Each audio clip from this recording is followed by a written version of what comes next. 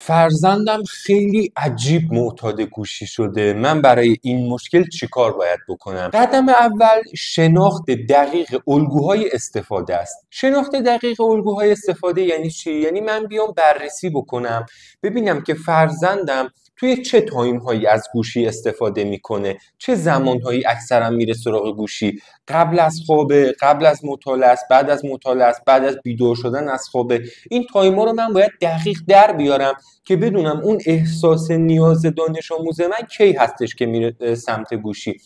دومین کاری که باید بکنیم توی همین هیته اینه که باید بررسی کنیم ببینیم که فرزند ما برای رسیدن به چه حسی میره سراغ گوشی. برای فرار از اضطراب میره، برای فرار از استرس میده، یا گوشی یه حس خوبی بهش میده، چه اتفاقی توی ذهنش میفته، چه حسی بهش میده گوشی که از اون استفاده میکنه.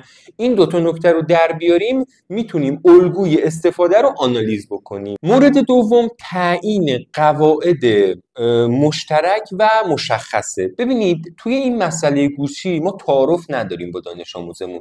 باید بیایم یک سری اصول و قوانین و قواعد طراحی بکنیم که این قواعد هم به صورت مشترک طراحی میشه، یعنی به همراه دانش آموزمون طراحی میکنیم و دانش آموزمون رو موظف بکنیم که این قواعد رو رعایت بکنه. ببینید بالاخره ما میخوایم که عادت بدی رو بذاریم کنار. باید یه قسمتی از این موضوع هم اجباری باشه، یعنی موظف کردن دانش آموز باشه. توی این قواعد ما مشخص میکنیم که از این به بعد دقیقاً در طول روز توی چه تایم هایی قرار از گوشی استفاده بکنه، چه تایم هایی ممنوع هستن، توی چه تایم هایی مثلا چقدر میتونه استفاده کنه، 1 رو 20 دقیقه، نیم ساعت. یعنی ما یه برنامه میچینیم برای طول روز و از دانش آموز میخوایم که طبق این برنامه از گوشی استفاده بکنه. این برنامه رو هم با کمک خودش میریزیم که بعداً مقاومت نشون نده، ولی موظفه که این برنامه رو اجرا بکنه. یعنی حتما اون برنامه باید اجرا بشه. استانداردش هم اینه که در طول روز فقط 45 دقیقه استفاده بکنه. قدم سوم ایجاد یک سری جایگزین‌های مناسبه. وقتی ما می‌خوایم عادت استفاده از گوشی رو بذاریم کنار، باید یک عادت دیگه رو جایگزین بکنیم، یک عادت مثبت و سازنده دیگه رو جایگزین بکنیم که دیگه دانش آموز توی تایم‌های خالیش و اوقات فراغت خودش نره سراغ گوشی. این فعالیت‌ها میشه هر چیزی میتونیم بذاریم جای این استفاده از گوشی. میتونه مطالعه کتاب باشه، میتونه انجام یک کار هنری باشه، میتونه رفتن به یک کلاس در واقع هنری باشه یا یک کلاس ورزشی باشه، میتونه قدم زدن باشه. اصلا هیچ کاری انجام ندیم، هزینه هم نمیخوایم بکنیم، 1-2 ساعت روزی به جای استفاده از گوشی بریم با فرزندمون قدم بزنیم.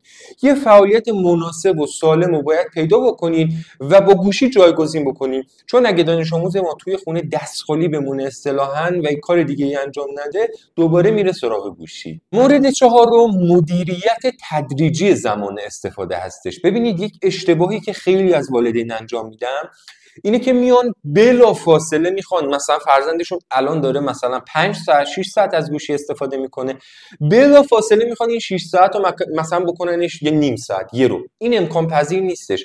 این کاهش زمان استفاده از گوشی تدریجی اتفاق میفته. یعنی اگه الان فرزندمون روزی 5 ساعت استفاده میکنه، اول این 5 ساعت باید بشه 4.5 ساعت، بعد بشه مثلا 4 ساعت، بعد 3.5 ساعت، هی نیم ساعت هر هفته بیاد پایین. شاید 2 ماه طول بکشه که ما به اون نیم ساعت روزانه مد نظرمون برسیم.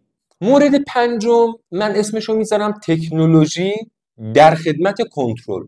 یعنی چی؟ یعنی ما بیایم این استفاده از گوشی رو، این استفاده از تکنولوژی رو به نفع خودمون کنترلش بکنیم، به نفع خودمون مدیریتش بکنیم. چجوری؟ ما میتونیم یک سری اپلیکیشن‌های روی گوشی فرزندمون نصب داشته باشیم و یه سری اپلیکیشن‌هایی که آموزشی باشن، مثل آموزش زبان انگلیسی یا یه سری برنامه‌های آزمونساز که میتونه آزمون بده اونجا. یه سری اپلیکیشن‌های دیگه میتونیم روی گوشیش نصب بکنیم که زمان استفاده رو کنترل بکنیم. یعنی الان یه سری اپ‌ها هستن که برای هر برنامه توی گوشی یه زمان میذاری، وقتی اون زمان تموم میشه برنامه قفل میشه. حتی من دیدم قبلا یه برنامه بود که وقتی زمان استفاده از گوشی تموم میشه گوشی رو خاموش میکنه خودش. ما میتونیم با نصب این اپلیکیشن‌ها اون استفاده از گوشی رو به نفع خودمون مدیریت و کنترل بکنیم.